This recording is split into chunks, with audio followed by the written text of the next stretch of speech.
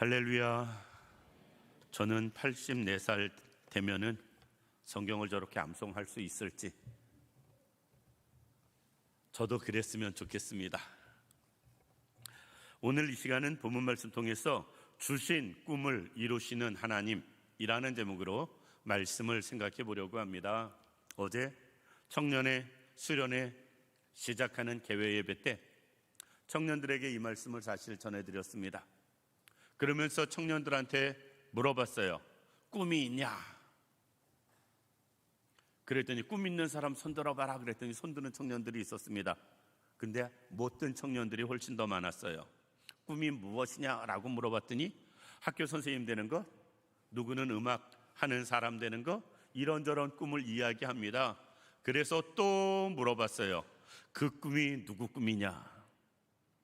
본인 스스로의 꿈이냐? 하나님이 주신 꿈이냐? 그랬더니 한 청년은 모르겠는데요. 그게 내가 생각한 꿈인지 하나님이 나에게 주신 비전인지.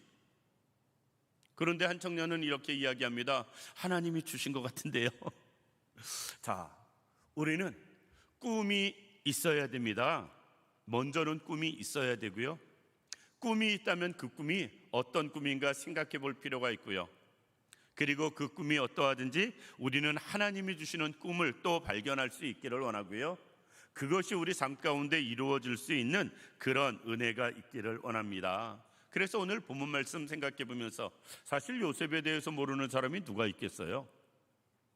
그런데 오늘은 요셉보다는 더 그 꿈을 주신 하나님, 그 꿈을 이루시는 하나님, 그 하나님에 대해서 더 생각해 보려고 합니다. 첫 번째, 본문을 통해서 우리가 생각해 봐야 할 것은 하나님은 우리에게 꿈을 주신다는 사실이에요. 요셉이 자기가 그런 꿈을 꾸고 싶어서 꾼 게 아닙니다. 하나님이 요셉에게 그런 꿈을 꾸게 하신 거지.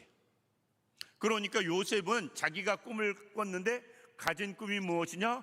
곡식단 12개 중에 형제 모든 곡식단이 자기 곡식단에게 절하는 거예요. 두 번째 꾼 꿈은 무엇이냐? 해, 달을 포함해서 11별이 자기 별에게 절하는 것입니다. 꿈의 내용은 이런 겁니다.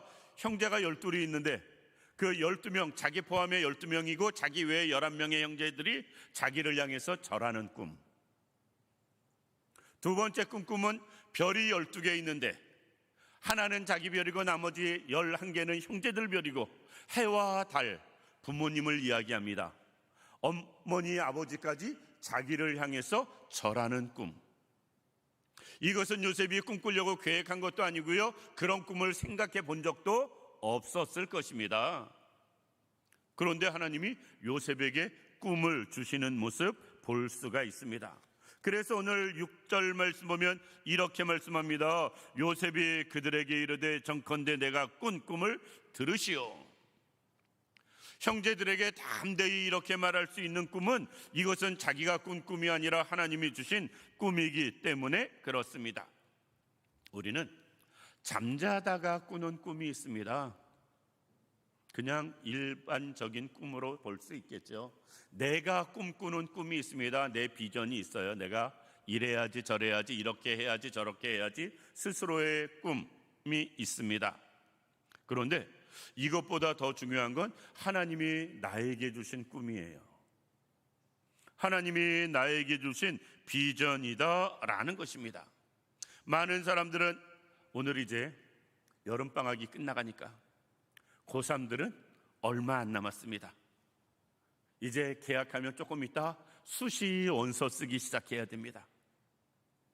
수시 원서 쓰면은 이제 치열하게 눈치작전 여러 가지 생각 많아질 것이에요. 그런데 지난번에도 고3 학생하고 이야기하다 그런 얘기 했습니다.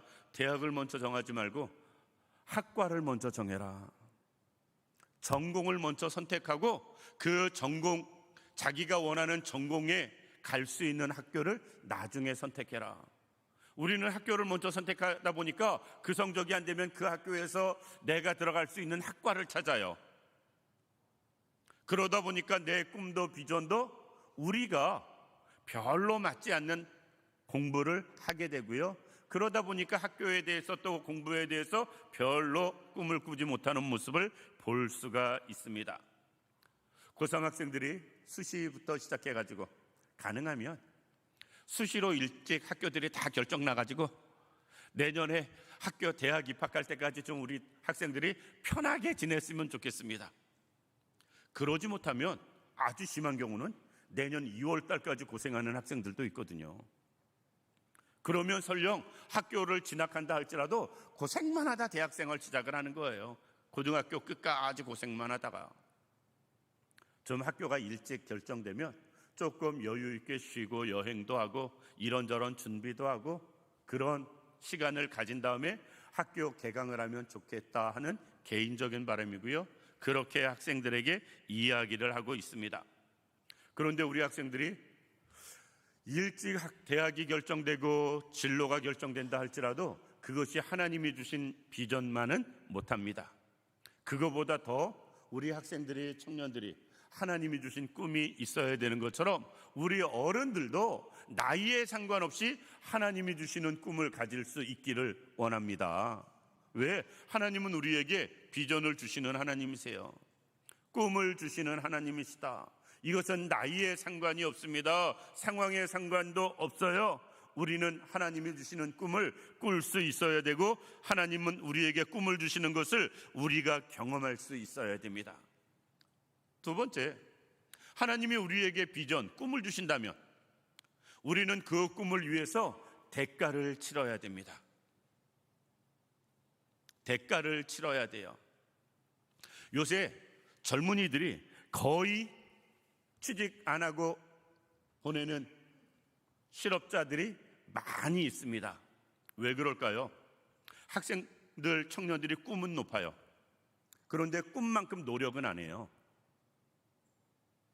꿈이 크면 노력도 커야 되는데 꿈은 큰데 노력은 크지가 않아요.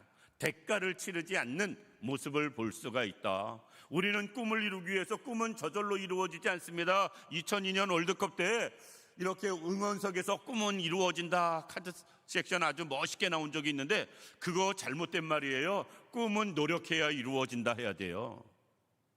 저절로 이루어지는 게 절대로 아니다. 응원하는 사람들 입장에선 꿈은 이루어진다, 그냥 이루어지는 것 같지만 뛰는 그라운드에서 뛰는 선수들은 그 꿈을 이루기 위해서 죽도록 노력을 했어요. 너무나 많은 사람들이 꿈은 같습니다. 내가 이래야지 저래야지 이런 꿈 저런 꿈을 가져요. 그런데 그 꿈에 맞게 대가를 지불하지 않습니다. 요셉은 하나님이 꿈을 주셨는데 꿈의 대가를 아주 혹독하게 치릅니다. 우리가 잘 아는 것처럼. 오늘 본문에 보면 이렇게 이야기합니다. 8절에 이렇게 말을 해요. 맨 끝에 보면 그의 꿈과 그의 말로 말미암아 그를 더욱 미워하더니. 요셉은 꿈 때문에 11 형들에 대해서 미움을 받았어요. 그런데 미움을 받았는데 뭐라고 표현되냐면 더욱 미워했다. 전에도 미웠었는데 꿈 때문에 더 미움받았다라는 겁니다. 그런데 여기서 그냥 미워했다라는 것은 단순히 마음으로만 미워할 정도가 아니에요. 죽이고 싶은 만큼의 미움. 결국 형들이 요셉을 죽이려고 하잖아요. 형제 하나가 겨우 잘 설득해가지고 죽이지는 말자 우리가. 그래서 노예로 팔아버리잖아요. 그러니까 요셉이 형제들에게 미움을 받는 것은 죽을 만큼의 미움을 이야기하고 있다. 꿈의 대가를 쳐놓고는 정말 혹독하게 치릅니다. 성경학자들은 그때 요셉의 나이를 17살로 봐요. 우리 스스로 생각해 보시기 바랍니다. 내가 17살이라고 생각하고 17살인데 내가 북한에 종으로 팔려갔다고 생각해 보세요. 그래도 북한은 종으로 팔려가는 게 가장 좋아요. 왜? 말이라도 통하잖아요. 음식이라도 비슷하잖아요. 반대로 일본으로 팔려갔다고 생각해 보겠습니다. 종으로. 17살에 일본 말을 알겠어요? 일본 음식이 입에 맞길 하겠어요? 종으로 팔려갔으니 대우가 있길 하겠어요? 사실 죽을 고생을 하는 거거든요. 우리는 성경에 기록된 대로 그냥 편하게 하나님의 은혜로 요셉이 보디발의 집에서 가정 총무가 되었다, 그냥 금방 쉽게 모든 것이 되어졌다 우리가 생각하기가 쉬운데 요셉의 입장에서는 그 꿈을 붙잡고 포기하지 않은 대가가 정말로 참담하리만큼 고생스러웠다. 그 꿈의 결과는 거기서 끝나지 않습니다. 그 대가는 감옥에까지 가게 돼요. 그러니까 종살이와 감옥살이를 13년 봅니다. 요셉이 17살에 팔려가서 30살 되어 때까지 종살이 옥살이 그가 행한 꿈의 대가는 정말 지독하리만큼, 남들 같았으면 나 이거 몰라 포기해야 할 만큼 꿈의 대가는 컸어요. 우리가 하나님이 주신 꿈이 있다면 대가가 있어야 된다는 것을 꼭 기억하시기 바랍니다. 예수 믿는 사람들이 제일 하기 쉬운 실수 중에 하나가 믿으면 돼, 믿으면 안 된다는 게 아닙니다. 믿더라도 대가는 치러야 된다는 거예요. 믿더라도 그 부분에 대한 대가는 우리가 치러야 된다. 누구든지 주를 따르려거든 자기를 부인하고 자기 십자가를 지고 나를 따르라 말씀하시거든요. 대가를 지불해야 된다라는 것입니다. 우리가 신앙생활하면서 내가 신앙생활 잘하기 위해서 대가를 치러야 할 부분이 있어요. 내가 신앙생활 더 주 앞에 아름다운 모습으로 쓰임받기 위해서 우리가 치러야 할 대가들이 있습니다. 왜? 저절로 되어지는 게 없고요, 그냥 이루어지는 꿈이 없기 때문에 그렇습니다. 꿈은 있어야 되고 그 꿈이 하나님이 주신 꿈이어야 되고 그 꿈을 이루기 위해선 우리는 대가를 치를 수 있는 우리들 되기를 원합니다. 스스로 한 번씩 생각해 보시기 바랍니다. 하나님이 나에게 주신 비전, 꿈이 무엇인가? 정말 있는가? 우리 학생 청년들한테 이야기하면서 늘 하는 말입니다. 좋은 대학 갔으면 좋겠어요. 그런데 좋은 대학을 왜 가냐면 부모님 기쁘게가 아니라 하나님 영광 나타내려고. 출세하는 우리 자녀들이 됐으면 좋겠습니다. 왜? 호의호식하려고 아니고요, 하나님의 나라를 이루려고. 우리의 꿈이 그랬으면 좋겠습니다. 나의 꿈이 아닌 하나님의 꿈이 되었으면 좋겠어요. 그리고 그 꿈을 이루기 위해선 죽도록 대가를 지불하고 노력할 수 있는 우리들 되기를 원합니다. 우리들도 나름대로 가정을 바라보면서 하나님의 꿈을 꿔야 되고요, 교회를 바라보면서 하나님이 주시는 꿈, 비전을 가질 수 있어야 되고요, 내 개인적으로도 하나님이 주신 꿈, 비전이 아직까지는 있어야 됩니다. 왜? 생명이 있는 한 우리는 하나님이 우리를 붙잡고 계시고 함께 하시기 때문에 하나님이 주시는 꿈을 가질 수 있어야 되고 그것을 이루기 위해서 노력하는 사람 되어져야 됩니다. 세 번째로, 꿈이 있다면 이룰 때까지 의심하지 말아야 됩니다. 왜 대부분의 사람들이 꿈을 이루지 못하는가? 얼마나 많은 사람들이 꿈을 꿔요? 그런데 대부분의 사람들이 그 꿈을 이루지 못하는 가장 큰 이유는 중도 포기입니다. 중간에 포기하기 때문에 그래요. 요셉의 입장에서 한번 생각해 보시기 바랍니다. 그렇잖아도 형들이 미워하는 거 요셉이 바보 아닌데 왜 모르겠어요? 17살이나 되었는데 11명의 형이 짝짝꿍 돼가지고 나만 괴롭히는데, 요셉의 입장에서는 그때도 형들이 미워하는 것 알고 있었을 겁니다. 거기다가 그런 말을 하면 바보 아닌 이상 더 미움받는다는 거 왜 모르겠어요? 하나님이 주신 꿈이니까 담대하게 이야기합니다. 그것 때문에 형들이 미워하는데, 두 번째, 12별 해달 꿈을 꾸고 또 이야기를 해요. 인간적으로 바보 이런 바보가 어디 있을까 싶을 만큼. 그런데 반대로 요셉은 하나님이 주신 꿈이니까 확신을 가지고 이야기를 합니다. 미움을 받더라도. 그런데 우리가 하나님이 꿈을 주셨으면 금방 이루어져야 되는데, 그 이후에 요셉의 생활을 보면 꿈하고는 전혀 상관이 없어지는 삶이 되어집니다. 해달 별들이 자기에게 절할 정도면 자기는 엄청나게 존귀한 사람이 되어져야 되는데, 종으로 팔려가는 게 뭐가 존귀함이 있겠어요? 아무리 누명을 썼다 할지라도 감옥에 갔는데 무슨 존귀함이 있겠습니까? 그쯤 되면 자연스럽게 따라오는 생각, 야, 그때 그 꿈 개꿈이었나 보다. 생각 들지 않겠어요? 그거 생각 안 드는 게 이상할 것 같아요. 이렇게 저렇게 계속 문제가 풀리는 건 하나도 없이 점점 구렁텅이에 빠져가는 인생이 되어질 때에 요셉이 그 꿈을 포기하지 않는다는 게 정말 대단했습니다. 우리 같았으면 12번 포기했을 것 같아요. 12번도 더 포기했을 것 같습니다. 그런데 요셉은 하나님이 주신 꿈을 절대로 포기하지 않습니다. 의심하질 않아요. 야, 이거 하나님이 주신 게 아니라 나 혼자 상상했나 보다. 하나님의 뜻은 딴 데 있는데 나 혼자 착각했나 보다. 의심도 없어요.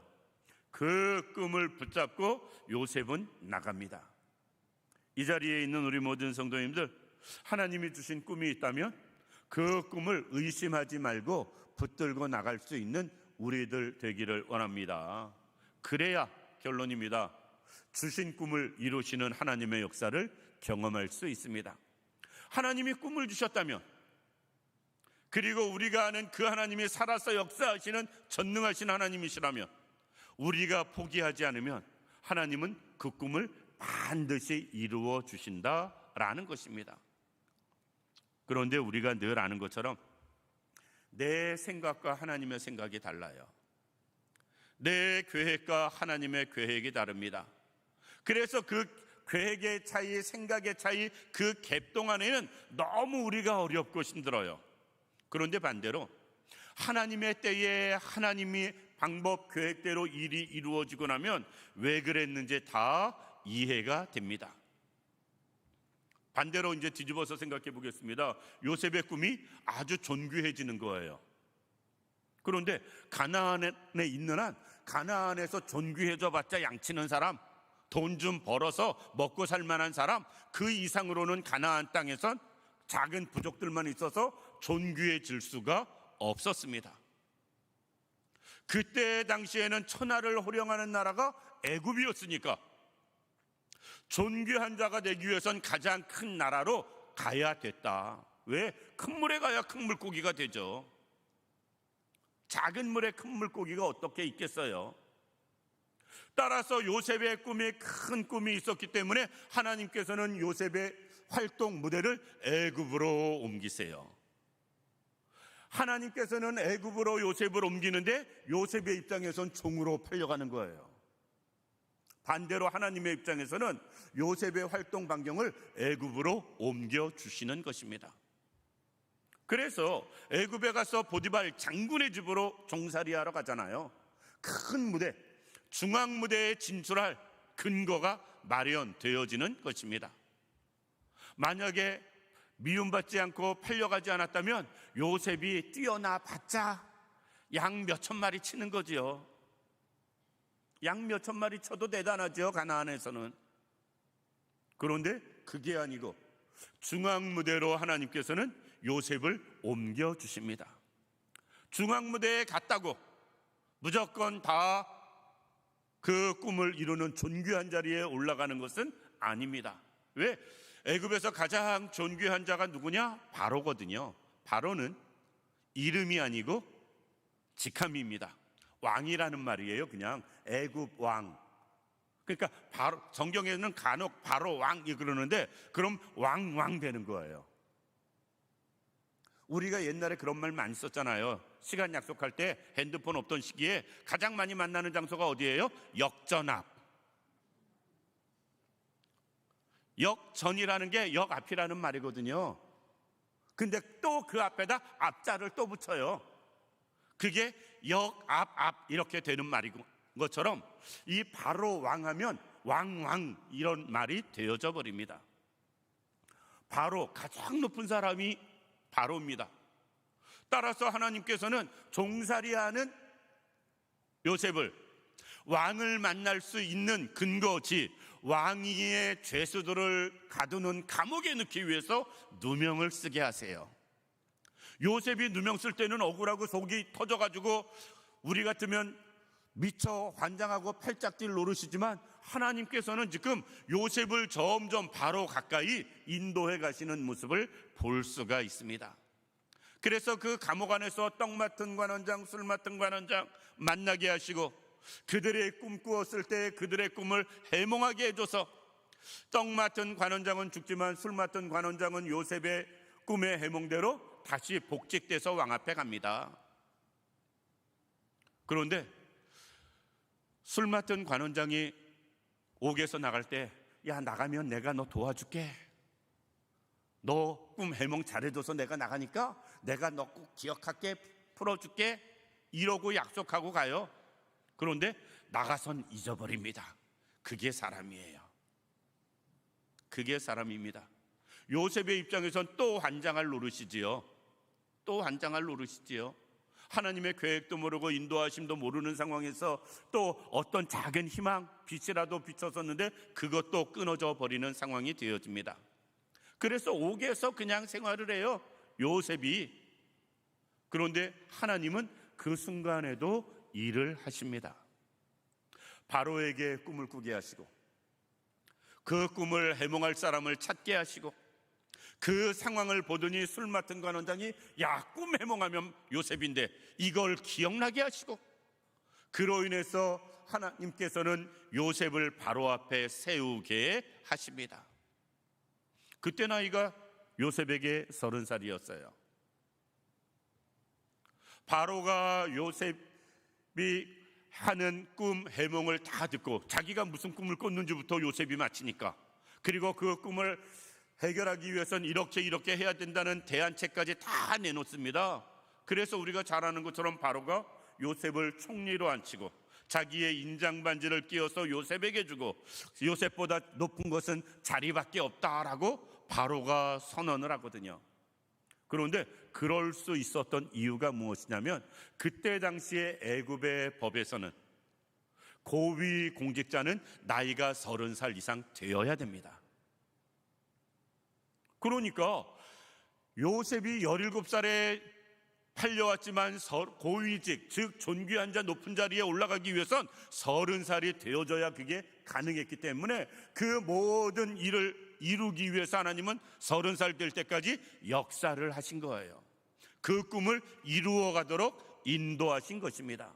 요셉의 입장에서는 억울하고 속상하고 힘들고 괴로웠다 느껴질지 몰라도 하나님은 배후에서 계속 그 꿈을 이루시는 모습을 볼 수 있다라는 것입니다.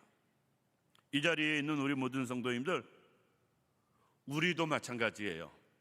우리는 내 인생이 힘들고 괴롭고 어려운 것만 늘 생각합니다.